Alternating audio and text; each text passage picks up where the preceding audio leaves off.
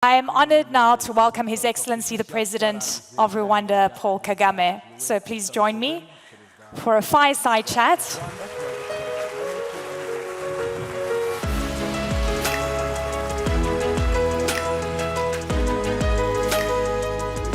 Mr. President, an honor.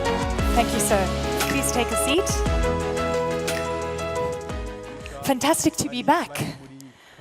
You're welcome. Thank you. I always feel very welcome here, and it's interesting to come at this time in the world. I mean, we've seen so many cycles, but I have to say, possibly nothing like this has ever happened in the global economy. And I'm wondering how you are looking at not only the short-term trends, the long-term trends, but also, we know, the old adage, within every crisis, there's always opportunity. And there's a lot of agency on the continent that we haven't seen before. So how are you weighing things up? And what do you think the moment calls for the African continent and for you in Rwanda? Well, thank you, Eleni, and welcome to Kigali. But let me take this opportunity to welcome and thank each one of the leaders here, heads of state, vice presidents, prime ministers, senior executives of different industries. I want to welcome you to Kigali and thank you very much for honoring our invitation and being here with us. Of course, I want to thank Amir and his team, Jeune Afrique, for having thought of this idea to bring people together in this manner that has been operational for a number of years. I want to appreciate the work they are doing and also the comments Amir made earlier, which really encapsulate all that we need to say and maybe based on to do a number of things. So I thank you all for being here. Thank you very much. Now, back to the question. There will always be crises. I mean, we have had centuries of different things happening. We had slave trade, we had colonial times, then there are wars, then there are pandemics, then there are all kinds of things. They will happen all the time. We just, it's a matter of time and there are these cycles that, so we are in a different cycle now that is driven geopolitically and we have to contend with that. But that also for Africa keeps being a reminder of our position. Where do we stand in this global positioning? And we have had many people contribute ideas and very accurately educating us what we need to do and what we need to be thinking about. But we can't stay there. We need to learn from this. We need to shape what we are doing for ourselves, and action should lead us in the right direction and how to deal with these crises. So, but for Africa, let me say, we have to leverage our competitive advantage, and there are a number of them. So why is Africa always at a disadvantage? When you look back, you see where Africa has been lacking this or that. But really, why, when we have almost everything? If you look at in the area of green energy, and this continent is home to 60% of solar potential. 60% is home to that. Africa is home to that. Then if you look at the critical minerals that talked about, all of them, or the majority, are on the continent for making batteries and so on and so forth. And different powers are fighting over that. But Africa, that has a lot of that, is silent or losing most of it cheaply to those who have the power and have know what they want to do. Look at human capital. In terms of human capital, Africa has abundance of that. In fact, whether maybe by now already or in a few years to come, Africa will be having the largest middle class in the world. So how can we have these resources? And then we are here wondering how to overcome some of the challenges that are brought by the geopolitics that we talk about, or the crises that we see happening in every... So we need to come together and do something about it. It's doing something about it. The rest we know. And Amir earlier on was talking about what we lose by not doing a number of things. I think we lose a lot more even by not doing what we have to do.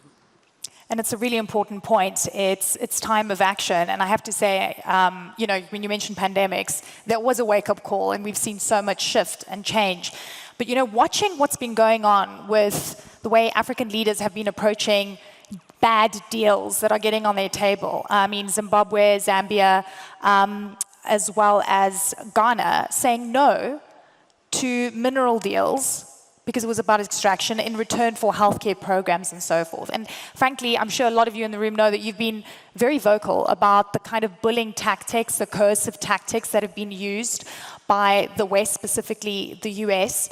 And at this point in time, we know that Africa is still being viewed as a place where people can extract. But African leaders are saying no.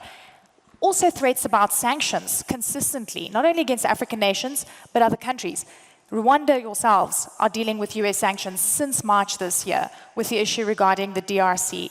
Take me through how you're dealing with this new geopolitical tension where there's a belief that might is right and the big can control, you know, everyone else. Well, it's a crisis in a sense, but brought about by the same thing, Africa not leveraging our capacity, our potential, our, you know, energy of the people of our continent is just locked out there. And it's a situation where the powers that be are holding a whip in their hands. They're using a stick to beat up whoever they want to beat up in order to... They are no longer even hiding it. It's just in the open. It's like in the situation you're talking about, we have in the region of Congo and the other crises that also, in a way, involve Rwanda and other countries in our region.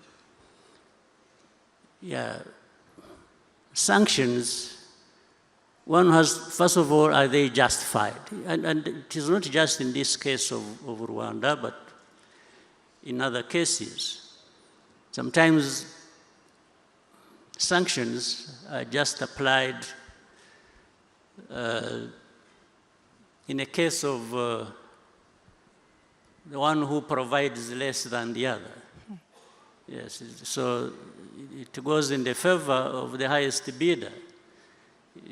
When somebody knows they will extract more from a certain place, they will be more favorable to that place, even if they are the ones in the wrong. Do you believe that all roads lead to mineral deals? Is that what you're saying? I mean, it is in the open.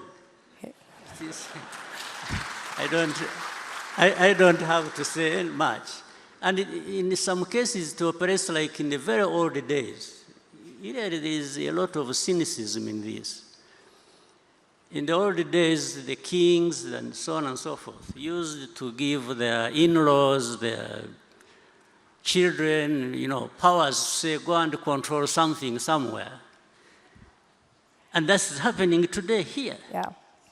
Yes, they just give somebody, say, go and get whatever you want to, and do whatever you want to do in that region. That is how Africa is treated. So these powers you see that come here lecturing people on democracy, human rights, and they are doing it with one arm, and the other, they are just taking away everything that people own. So, and this is what is critical.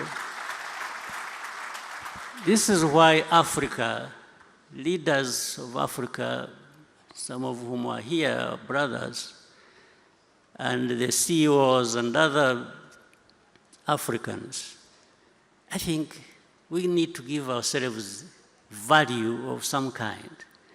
We can't just be people who are waiting to be ripped off by somebody who is shrewd enough and has the power to come. No, we must be able to say no.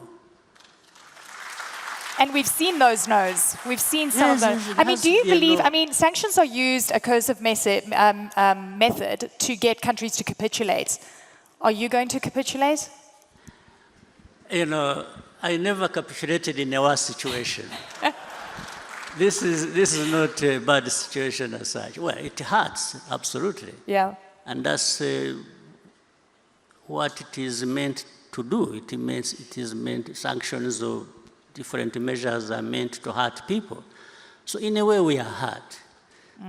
But I think we would be hurt more by not doing what we are doing. So it's always, you make a calculation. Yes.